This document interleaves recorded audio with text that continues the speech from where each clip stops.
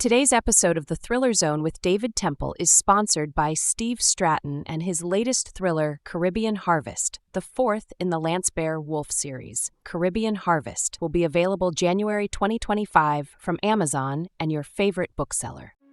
Hello and welcome to The Thriller Zone. I'm your host, David Temple, and on today's 207th episode, as we approach the end of 2024 and prepare for Season 8 in 2025, I am so excited to present to you Danielle Trussoni, New York Times bestselling author of The Ancestor, Angelology, and Angelopolis, all New York Times notable books, and The Puzzle Master, chosen by the Washington Post as one of their best thrillers of 2023. And if her past is any indication of the future, The Puzzle Box is going to be a hit. Please welcome Danielle Trussoni to The Thriller Zone. Welcome to The Thriller Zone. It's so nice to meet you, Danielle. What a pleasure. Thanks, David, for having me. The cover, everyone who listens to my show knows that how much I love covers. And there is no prettier cover, I don't think, maybe this year than yours. I mean, stunning. Yeah, it's gorgeous. So, designer at Random House made this cover. And miraculously, I think it was the first or second cover that they sent me. And I was just like, okay, we did it. This is it. And it's gorgeous. Carlos, his name is, and he's just amazing. Well, Carlos, we're going to do a big old shout out and a big hug to you, Carlos, because I'll tell you, this is literally one of the most beautiful covers I've seen this year. And it reminds me of, let me make sure I don't mess up the word, Yakuza, right? Is that the right word? Which is the Japanese mafia? Yeah, Yakuza or Yakuza. Yeah. It's, Yakuza. I think that there might be some, the designer was making some references there. Also, the puzzle, the main sort of mystery of the book is a dragon box, it's called. Yeah. And also the book is set in the year of the dragon, which we're in right now. We're still in the year of the dragon. So everybody, you could get this book and, put it on your mantelpiece over your fireplace, and you could be like, it's the year of the dragon. And I have this beautiful book with a dragon on it. That's amazing. If I was into tattoos, I love to look at tattoos. I don't think I could go through the pain, but if I could go through the pain, I would put that on my back. Oh, that's a good idea. It's beautiful. I agree. Yeah. Anyway. Would you put my name on there too? Well, would you put the cover on? Would it be, would Danielle Trussoni appear someplace in that tattoo? Right across the top, as represented by Danielle Trussoni. Yeah. Anyway, well, there's two reasons, Danielle, that I was drawn to this book. Maybe three, actually. My good friend Megan, who is representing this book for you, and she's just one of my dear friends, she raved about it. I said, Megan, I only have a tiny little window left before the end of the year. And she said, well, if there's going to be anybody you're going to talk to, this is the gal. And so that's number one. Number two is, of course, the cover. And then number three is I just love puzzles. Yeah. So I thought, well, it's a trifecta win-win-win for me. Well, I'm so glad because that's, the sort of trifecta, not Megan calling me up and telling me about my own book, but that's the sort of, those are the inspirations for me in writing it. Yeah. I'll just preface this. I'm not good at puzzles, but I love the challenge of them. And I also, writing every day, I feel like my brain is constantly in puzzle mode because putting together a book is very much like putting together a puzzle. So yeah, I'm glad that you felt that way about the book. That's what I was hoping for. Well, it was a delightful read. It was what I would call a little bit off the beaten path of what I ordinarily read. And it's not hugely off the beaten path. It's not like it's some lofty, super esoteric literary fiction. It's just that it was so fresh and original and engaging. It was great characters. It was locations, the mechanics of the puzzle. Of course, your main character, the puzzle master, blew my mind. Plus, my wife and I, Tammy, every weekend we sit down with the New York Times crossword puzzle, and somewhere between that and the Wordle and the connections and the strands and the spelling bee. You guys are my type of people. Well, thank you. We do it because we just feel like it keeps us, I mean, besides the fact that it's fun, it keeps us sharp and so forth. But so when I got a chance and I said, babe, look at this book. And she's like, oh, she goes, would I like it? I'm like, you would love it. So I said, I get to set aside a few books a year that I'm like, okay, I know you have limited time because she works a lot. I'm like, this is one. So anyway, all that aside, I wanted to say, I was going to start out of the gate with, so how much do you love puzzles? And then you tell me right away, oh, by the way, David. So not a puzzle person per se. Well, so classically, I am a puzzle person. I'm just not very good at them, right? Like I'm not that person who has the New York Times Sunday puzzle, Saturday, the Saturday puzzle, the really hard one in ink and get everything correct. That's not me. But I love trying. I do Wordle, a couple of times a week. And as I said, I feel like I'm in puzzle mode all the time because I'm writing every day.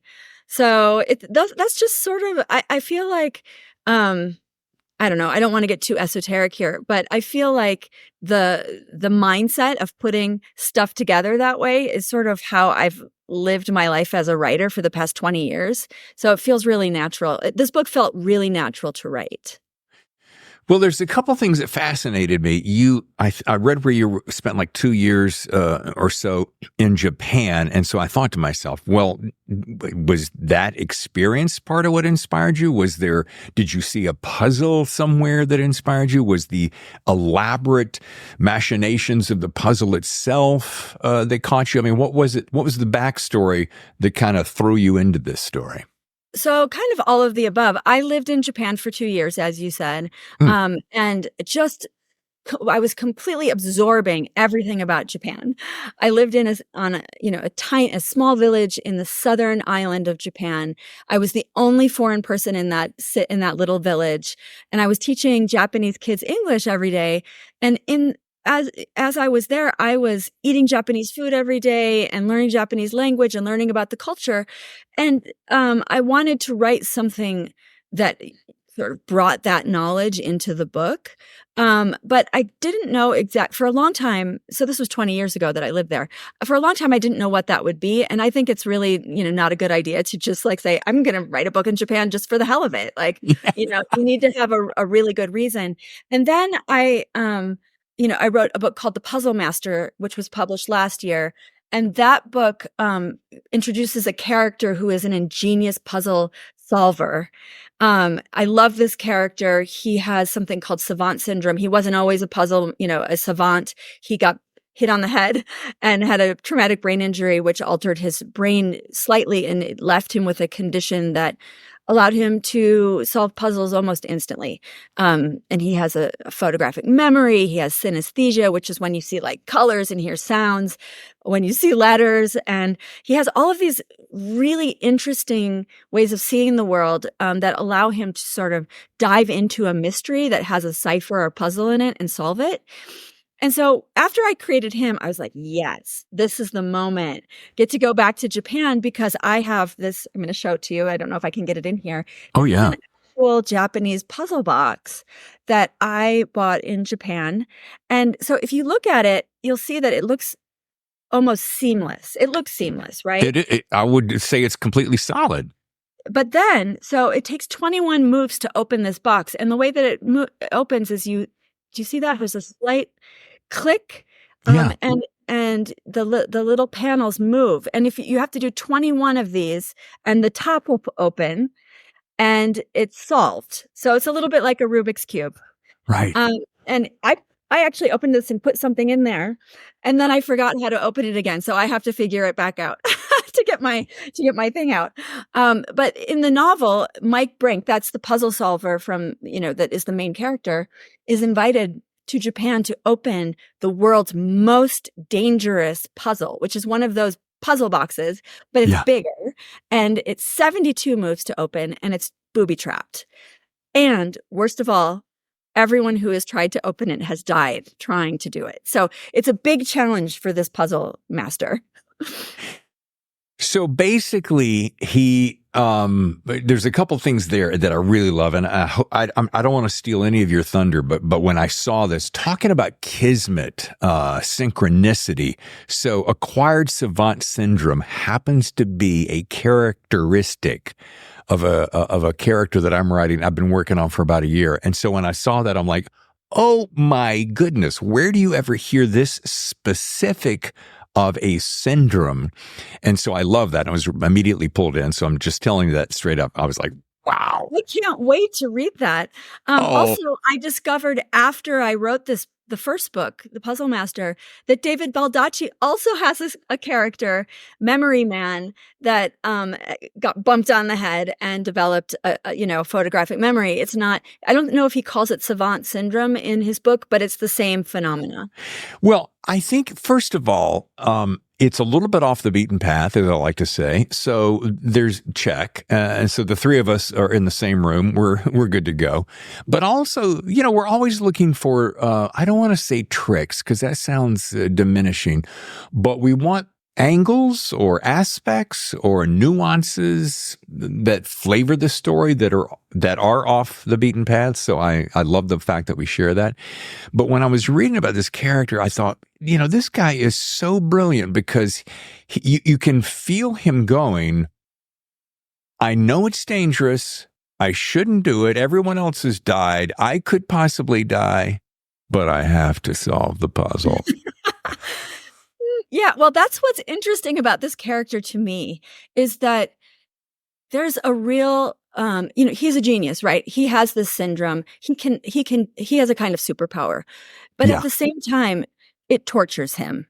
He actually struggles with this. It's the gift is so powerful that it floods his brain with information all the time. He has trouble sleeping. His nervous system is ratcheted up. He has he has a hard time maintaining close relationships with women, and it's all because he is constantly in need of solving. And I find that fascinating. Having a kind of vulnerability in your main character in this way creates an opening where I think readers can really relate and empathize, and empathize with this character. And they me as a writer want to know more about him every time I'm writing about him. And I think readers do too. Also, I just want to say that and you probably feel this way too with the character you're writing, this kind of gift is perfect for a thriller because anything, it puts this character in danger constantly. He can't resist going in and doing it. And yet it is extremely dangerous what he's doing. Yeah, it's like an addiction. It reminds me a little bit. My nephew is autistic, so he's wired a certain way, and if he doesn't get a certain kind of stimulation or solving of situations, he gets agitated. So to your point, I think it's great because you get the vulnerability, you get the high intellect, the fact that you made the comment about, he doesn't have great relationships with women, yet he does dance in the relationship pool, in this story, and it's so nuanced. I love the way you did that. Thank you. Thank you. I think that for me, what maybe makes my thrillers and my books a little bit different, you were saying it feels a little bit just slightly different than what you're normally reading. Maybe I don't know, but for me, what I'm interested in as a writer is really developing those nuances in my characters. And even I feel that secondary characters like Dr. Gupta or Rachel or Sakura, these are some of the characters that show up in this book. They all have a backstory, right? They're all pretty nuanced. And that's, other than, writing action scenes, which I love. That's my favorite part of writing. Your action scenes, by the way, if I may be so bold, and I've got a pretty good pool of fans on this show, and there are some people who really know how to write action scenes. Let me rattle off a few you may have heard of. Jack Carr, Mark Graney, Don Bentley, Brad Thor, to name a few. And you're up there with them. I mean, the way you slam some of these action scenes, I mean, I can literally, my palms are sweat a little bit. I'm like, ooh, that's a good indicator. Keep going. Come on, Danielle, give me more, you know. Fabulous. I want you to tingle. You know, there's a scene where the box, where he inserts his fingers into the box, and we know that there's a razor that could fall on his fingers. And that sort of feeling of danger and risk is what I want readers to feel in every chapter of this book. Well, folks, I'm going to go back to, I'm not going to read it for you, but I'm going to say, so it opens with the Shinto priest. So the way that Danielle paints the scene of this temple is beautiful. It's elegant. It's monastic. It's, you know, there's this quiet hush. All of a sudden, he's been guarding, right? He's been guarding this box for decades. And I don't know why, but it was at this exact moment he goes, you know what? Nobody's looking. I don't think I'm going to give in. And you're like, are you really going to do that after watching over this thing, the sacred box forever? And then you get to that last sentence of that opening chapter. And I'm like, oh, Shanunu, we're in for a ride. Yeah. Mission accomplished. Yeah. You got it. You know, you have to start with you. I feel like in a thriller, a good thriller, you need a dead body right away, right? Yeah. What's a thriller with that? The intimation of one. The intimation of one. One to come. Now, I wanted to know this. So you spent some time in Japan. I've always wanted to go to Japan. I don't know why. I'm just fascinated with that culture. They seem so elegant and kind and gracious and reverential and more polished than some of us Americans sometimes.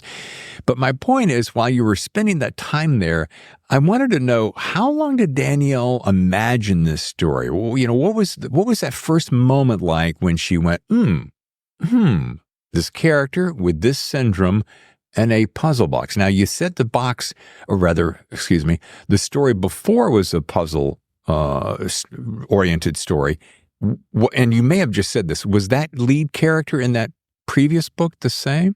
Yeah. So I'm going to just show you the cover of that book because I have the book goody. here. It was called The Puzzle Master. Oh, okay. And that introduced this character. His name is Mike Brink, the savant. And so it was really the moment when I imagined that guy, that all of my history in Japan came together, and I imagined this story. This novel, so I sold that first book and the second book at once. I had a full manuscript for The Puzzle Master and just the idea for the puzzle box. And but I knew how that story would go, because I think I've been holding it in my mind for 20 years. And it's the first book. So this is my 7th book. It's the first novel that I have ever written out an outline fairly quickly and stuck by the outline, and really very little changed. It happened. I wrote the first draft very fast, and hopefully that will happen to me again. Who knows? I have not carrying around too many stories in my mind that long, but it's one of those stories that just came. All right, let's take a short break, and when we come back, we'll find out, does Danielle plot or not? Stay with us. Dave Temple here on the line with Steve Stratton, author of the Lance Beowulf thriller series. Steve, so good to see you once again. Great to be back, David. Thank you. Now, Steve, he is the sponsor of the Thriller Zone for the month of December. Thank you so much for that. But we are so excited because Steve has a new book called Caribbean Harvest, and I want to do a quick recap of the Lance Beowulf thriller series. So take that away for me, would you, Steve? Sure. We've got the origin story called A Warrior's Path, then Shadow Tear, then Shadow Sanction, where you did the audio book, and this will be book 4 in this series. And Lance and the team and Ellie have gotten intelligence that El Chapo's in Cuba, and Lance is very nervous that it might become the next Afghanistan with opium, heroin. So basically, cocaine is being run over by opium, right? Absolutely. The new heroin heroin derivatives taking over from a demand standpoint in the real world. That's why this book took this turn. And there is a little tiny bird somewhere around here that says in book 5 that maybe China is involved somehow. Yeah, I've already got a short story to help lead in after book 4 publishes in January of 25. Well, folks, once again, the book coming out in January is Caribbean Harvest. You can learn more at StephenStrattonUSA.com. And where will this book be available, Steve? On Amazon and then all your local retailers through Ingram Spark. Awesome. That is great news. So once again, StephenStrattonUSA.com. Steve, we're going to see you again soon. Thanks, brother. And we're back. And are you a plotter by nature? Do you like to operate with an outline? I do, but I like to allow myself the freedom to change things. The Puzzle Master is one of them. I wrote that first, before. I didn't have a contract for that. I didn't have an editor I was working with. And I had a rough outline, but I originally started with a different character, and the Mike Brink puzzle solver character sort of came in. And I basically cut 100 pages and restart. I'm sure you've heard of people doing this, and started again and rewrote it with this character as the main character. So I do have a outline, but I like to be flexible because sometimes the magic happens, and if you're too rigid with your outline, you're not going to be able to incorporate that. So I'm kind of someplace in between, the two poles on the And I think that's perfect. We go back and forth on this show all the time. You got guys, and there are authors. We are the front row seat to the best thriller writers in the world, in case you haven't seen our byline. And some of those folks are the biggest in the biz. And I'm amazed at how many go, no, dude, I just sit down and let the muse show up and I just crank it out. And I'm like, boo. And then there are others that go like, I'm thinking of Jeffrey Deaver. He may have a couple of 100 pages of an outline before he gets going. And I'm like, no, that's a guy who is really prepared. However, I'm with you. I'm in the middle. So I'm like, okay, I have to have a skeleton of an idea. I got to have an open and a middle and a close. I got to have a pretty good idea of a couple of the characters. And then I want to there's a couple of beats I got to make sure I hit. And then I let all the other magic, much like yourself, come to me. Yeah. Yeah. I think that's the best way for me to get not only the things that are most important to me, like, the characters, etc., but also hitting those really high plot points, right? When you say that you've got a couple of things you want to hit, for me, it's the twists or these moments where something in the narrative shifts, where you're resolving the mystery, right? So those points are obviously like mapped out, but yeah, it's fun. I mean, the most important thing for me, while I'm writing the first draft, is that I'm feeling it, right? That I'm enjoying it, that it's flowing, I can tell when I'm not enjoying the process that it's not good. Oh, sure. So, if I'm enjoying it, I feel like my reader will be enjoying reading it. Yeah. Do you think, as I'm already jumping a little bit ahead of myself, but I'm thinking to myself, every person that's on the show, as they're talking about the book that's being released, they're either having just finished or soon to finish their next book. So will there be another puzzle story in the future? Well, I hope so. So I'm not one of those people that are just finishing a new book. I worked on a couple of things this past year that were not Puzzle Master related. But this book has been doing so well, and I've had such great responses that I would like to write another one. Yeah.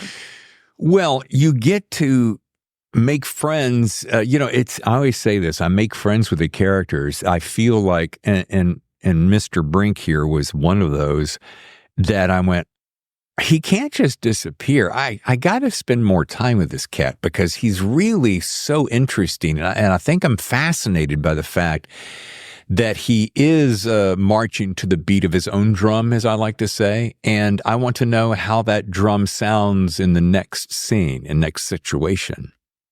Yeah, me too. I mean, he's someone that I live with, right? There are a few characters that I've created that I just feel like, it sounds a little bit crazy, but, I think about them, I wonder what they would be doing next. And he's definitely one of those characters. And I've had a lot of readers. There are a lot of readers who are writing and wanting the next book. So I think, however that's going to happen, there will be one. Isn't it always the best feeling ever when someone says, please, Danielle, you got to give me more of Mike, or fill in the blank of whatever name? I mean, best compliment ever, right? Yeah, best thing a writer can hear. And have we given enough of a description of what this story is about so that people who are listening to the show go, ooh, I definitely got to pick up that book? Well, let me tell you. Let me just describe, overall what it is about. I think we sort of danced around it a little bit. We danced around it. The story finds Mike Brink, our puzzle master, in New York City when a young woman named Sakura shows up with a puzzle box that looks like this, right? A little puzzle box, and inside is an invitation from the Emperor of Japan to come to Japan, to the Imperial Palace, and open the Dragon Box, the world's most difficult puzzle. And as I said before, this puzzle has killed everyone who's tried to open it, but Mike Brink desperately wants to go, and so he does. And he arrives at the Imperial Palace, and I don't think it's giving too much away to say that he opens this box in the, basically the first 20% of the book, and that's what unleashes the adventure. And it sort of shoots him off throughout Japan. He goes to Kyoto and Hakone, which is this gorgeous rural part of Japan where puzzle boxes are made, and to southern Japan. And it's just this great big adventure. I love it. By the way, so many things there to unpack. Did you happen to go to that warehouse facility that makes puzzles? And were you able to take a tour and or see how they're done? So, as I said, I lived in Japan 20 years ago, but when I had the outline of this book and I had a rough draft, I knew the locations I wanted to have in the book.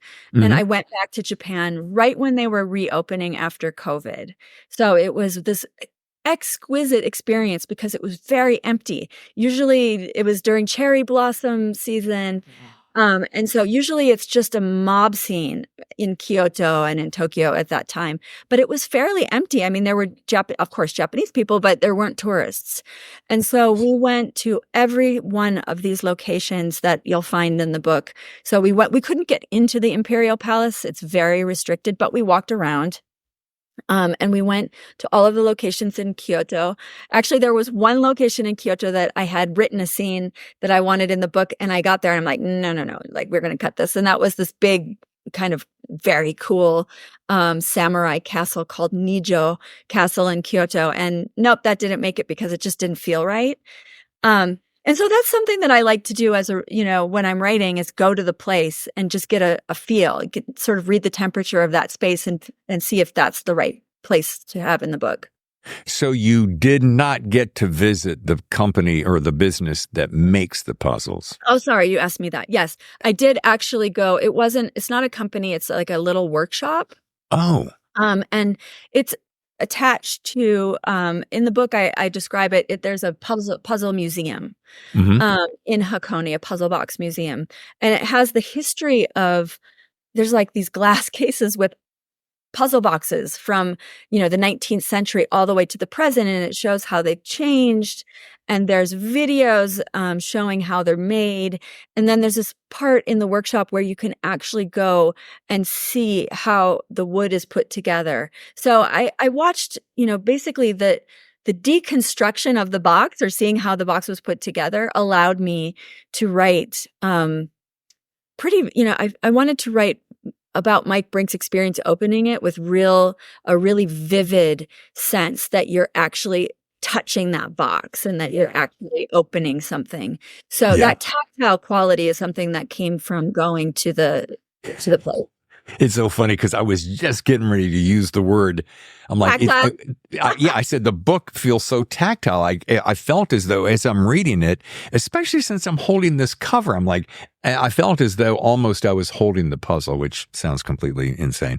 Well, that was, I really wanted the first book, The Puzzle Master, is a little bit more cerebral because the puzzles it's about a cipher, right? So he's solving it in his head. And so it was really my purpose of this it's an action story. It's an action novel. It's a thriller, to have it be very physical. Sure. Now, I read something in a press piece or somewhere that there is a real life debate, I'm putting that in air quotes, currently happening in Japan, something to do with the imperial family. How does that affect this story? Is that still going on? So I like to weave in sort of timely questions in my books, and it's that way in the Puzzle Master too. And in the Puzzle Box, there's a question of the succession of the throne in the imperial family. I don't want to give away too much, but I will say that historically in Japan, there have been empresses, female leaders of the Japanese imperial family. In fact, there have been 8 empresses.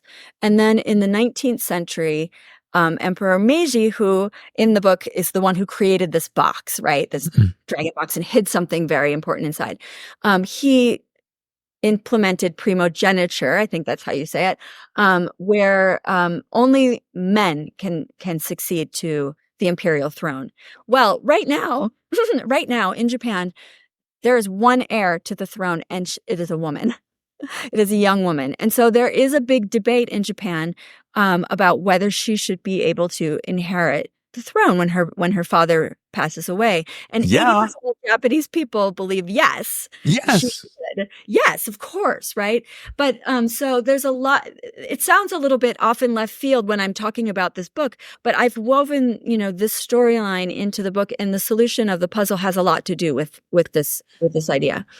But I'm going to go back to the phrase off the beaten path. That actually feeds the story, Danielle, in my opinion, because it makes it timely, relevant. I feel, you're taking something that's happening right now, weaving it into the book. It's not too dissimilar to, I don't know, a current presidential candidate who happens to be a woman. Right. And all of our presuppositions about what it means to be a leader, or, there's all this subtle, this is in Japan too, subtle ideas of what power is, and who is legitimate and who is not.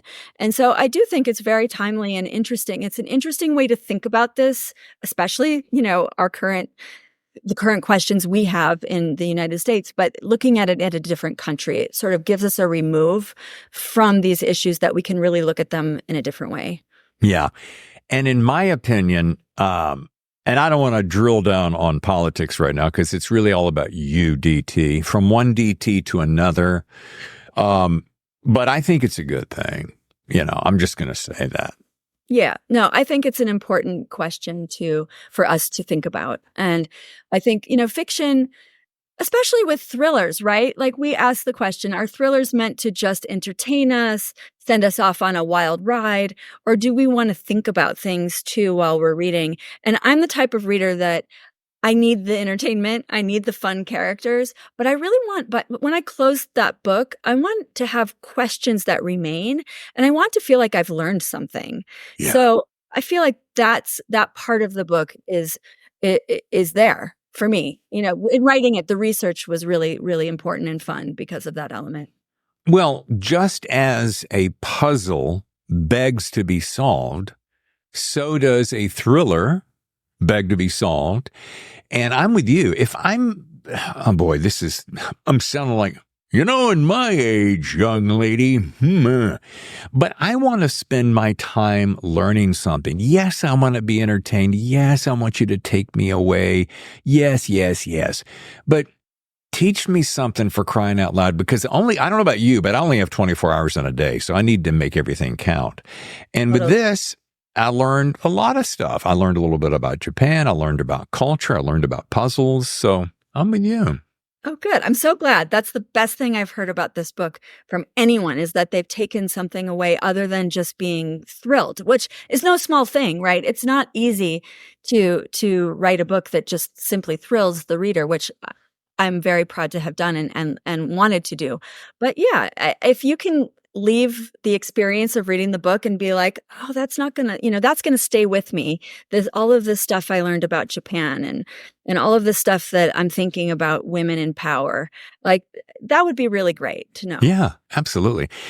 Funny little side note. I grew up born in Carolina, raised in Virginia. And for some odd reason, this came back to me when I was reading this book. This is hilarious. We had wallpaper in our dining room that was scenes of a Japanese garden. To this day, I mean, the first time I saw that, I must have been, 6 years old. I can still see that wallpaper. And as a child, I used to sit at the dining room table and stare at the paper and go, one day I want to go to Japan so I can see where all those places are. So when I'm reading this book, I was whisked back to 6 years old, which was more than just 10 years ago, in case you're wondering, or 20. And I was like, wow, it fed that thing. So when you said cherry blossoms, I'm like, I have to make this a mission of mine to go to Japan. So you ignited that in me. So thank you, Danielle. I'm so glad to hear that, because I love that country and I think that you would really enjoy it. Thank you. There is one question that I hope it's not silly. How does one manage? Now you speak Japanese, right? Well, no, I did when I lived there. I could get by. But Okay. now is the question, how do you navigate? Exactly. How do you navigate when you, So when I lived there 20 years ago, it was very hard. I would do things like get on a bus and just sort of hope that it would take me back into the direction that I needed to go to get home. And there one time when I got on the wrong bus and ended up back in the warehouse in the bus garage, and the driver's looking at me like, aren't you going to get off somewhere? Yeah, I mean, that was very interesting and a learning experience. But now what I found when I went back last year is that there is English almost everywhere under the Japanese. And also I was using an app, like a translation app, when you can I think it's called I think it is Google Translate that does this, where you can put a menu or a piece of Japanese on your phone. You can just take a picture of it or move your phone over it, and it instantly translates it for you. And I used that a lot, and I was able to navigate in a way that I had never been able to do 20 years ago. Also in Tokyo and Kyoto, a lot of people speak English. Out in Hakone and other places where I went, no, but it's very tourist friendly, I guess. Yeah. And there are ways that you can get around. Also, you have to go on the bullet train. You have to go on the fast train. It's amazing. And it's one of those, lifetime experiences that you have to have. 100%. The bullet train. Matter of fact, and I've got to do that. I love trains. And I wonder, how can we not have that technology? How can we not have bullet trains in America, for crying out loud? We got plenty of ground to put tracks on. And I know, well, David, it costs a lot of money, but how nice would that be? It has a lot of money. We could do, we have just as much money as Japan over here. And, the really cool thing is that they're developing magnetic trains, right? Where it hovers. Yeah. And those trains are insane. They go so fast. They're so safe. And we could have that, we could have trains traversing the country. It would be a wonderful travel experience. I agree. I wish we had those here. I flash back to my mom my mom came to visit me in one year, and we took the train all the way across the country, stopping all along the way. And there is nothing quite like that mode of transportation. No, it's so romantic. I've done that too. Eating in the dining car. Yes. Having your berth to sort of sleep in at night, and sure. Yeah, I really love it too. I'm a big fan. So as we begin to wrap, there's a little thing I do at the end of every show, Danielle, that I'd love to share. You have sharing with our family. I say family, it's fans. Okay. It's best writing advice, and all the authors who get on the show share that with my audience, and I'd love to hear yours. If you have one great little morsel of wisdom, maybe it's hidden in a puzzle box somewhere. Yeah, I know. Maybe it's hidden in here. Maybe that's what the clink is. Maybe that's what that clink is. So I don't know if this is the most original piece of advice, but it's the thing that's kept me writing for 20 years. And that is, I write every day, even if it's even if it's 100 words, even if it's just taking out a notebook and doing a little bit of a plot point. That is for the first thing I do every morning. I have some coffee and then I do that. And having, being the turtle rather than the hare, has allowed me to withstand a lot of the bumps that happen creatively. I have friends who, will go away for 2 months and like write 12 hours a day and come out with a manuscript. Fine, that might work for them and it may work for a little while. But I think if you want to have a sustainable and long creative career that's enjoyable, that you feel excited to go to your desk every day, so do it every day. That's great advice. And yeah, the 12-hour days, however many that takes, that is, it's a challenge to your physique, for sure. Yeah. Well, folks, the book again is, of course, The Puzzle Box. The cover, as you have now heard us talk religiously about, it's so gorgeous. The story is intriguing. It feels a little. It's so funny. If someone were to, and Tammy will probably ask me later, she'll go, "What is it like?" I'm like, well, if you took a little Agatha Christie and a little Yakuza mafia, although there is no mafia in it per se, and you take all the things that we love about puzzles and thrillers and you shake it up, that's the Puzzle Box. I love that. Yeah. I love that. I love that. Thank you. And by the way, just for the record, and thanks to big old love to Megan again, once again, you are a delightful interview. Oh, thank you. Yeah. Yeah. Thank you. Big kudos. And I have to just say, I mean, we're recording, right? That these are the best questions. These questions are so perceptive. I think you get a good interview if you have great questions. So thank you for that. Thank you. That's a very nice compliment. And folks, once again, the website, if you want to learn more about my new friend, Danielle, go to DanielleTrussoni.com and, buy the book, for crying out loud. You're going to, like she said at the beginning, Danielle said, put it on your mantelpiece and just look at it. Make a little light shine on it and think, maybe if I could just open this thing, I'll learn something. Right? Totally. Anyway, I loved your closing advice because so many times what's that old saying about how do you eat an elephant one bite at a time? It's the same thing with writing. If you just nibble off a little bit every single day, and it's also muscle memory, isn't it, Danielle? Completely. So I have a friend who is an athlete, and, an athlete would never dream of running a marathon without training every day, right? Right. So I don't know why we would think that we could just, not write for 9 months out of the year and then, do this mad sprint for a couple of months and get a book. It just doesn't work that way. It really is about being there at your desk, concentrating, creating focus. I have an app on my desktop that blocks out the internet for the hours that I write. And that practice of doing that is really liberating and creates a space where I can be creative. What's the app called? I love that. It's called Freedom. It's called Freedom. Freedom. I can all of a sudden hear Wham in the background. Freedom. Freedom. Yeah. Me too. But sometimes one time I had an interview like this and I had Freedom on and I couldn't get on because it really it locks you out. And so I had to do this sort of MacGyver stuff with my phone and download a bunch of stuff. And finally I got on and did it, but it's serious. It's it is not going to let you get on, and on Amazon start shopping or anything like that. I like that because you know what? We as writers, we think, you know what? I'm going to be very, very litigious about, very structured, very disciplined. I'm keeping the browser window open, David, just in case I need to do some research. Right. And all of a sudden, Ding! Oh, Tammy wants to go running. Ding! Oh, my buddy wants to say hi. So. Totally. I find myself, I'm just going to research this little thing. And the next thing you know, I'm on Instagram and arguing with someone in a chat. And, so it's been very, very helpful. Good. Well, folks, once again, the website, DanielleTrussoni.com, the book, The Puzzle Box. Danielle, thank you so much for the gift of your time. This has been great. Thanks, David. This is one of my favorite interviews. Thank you. Join us next week when the Thriller Zone presents David McCloskey in conversation about the seventh floor. That's next week. Join us.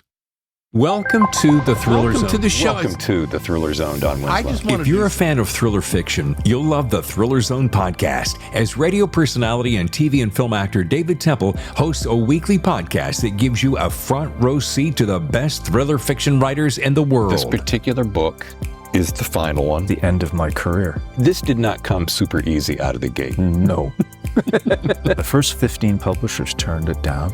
Some people look at where my career is at now, the movie deals and the New York Times bestsellers, and they think it was always that way. You're kind of a big deal. I've had my successes, and the most important part is I love what I do. As you'll see, I've done my homework. It starts out of the gate at 65 miles an hour. And it has everything I want. It's got all the spycraft, a compelling story, satisfying read, and a love story. Hello. A debut right here with Hollywood Hustle. I could not believe this was your first book. But being in Hollywood and being an actor, everybody and their dog has a screenplay. Well, it taught me structure. It taught me character development. It taught me how to keep a story moving. As I'm reading Hollywood Hustle with you, I'm like, well, John's nailing it here because he's writing what he knows and he's in Hollywood. Yeah, it works so well. Welcome to the show. Dude, I just want to do something different. This is your best work yet. I just wanted to write a straight-up thriller. The extreme violence. It's breathtaking. I mean, it's disturbing. And it's worth the price of admission. Then if you hit them with, oh, you think that's bad? And that's what you did, yeah. If you enjoy thriller books, TV, and movies, you'll love The Thriller Zone, available anywhere you get your podcast. Can we just call it that's it. Folks, thanks for coming. Take care. Your front row seat to the best thrillers. The Thriller Zone. The Thriller Zone with David Temple has been presented by Steve Stratton and his latest thriller, Caribbean Harvest, the fourth in the Lance Bear Wolf series. Caribbean Harvest will be available January 2025 from Amazon and your favorite bookseller. Learn more at StephenStrattonUSA.com.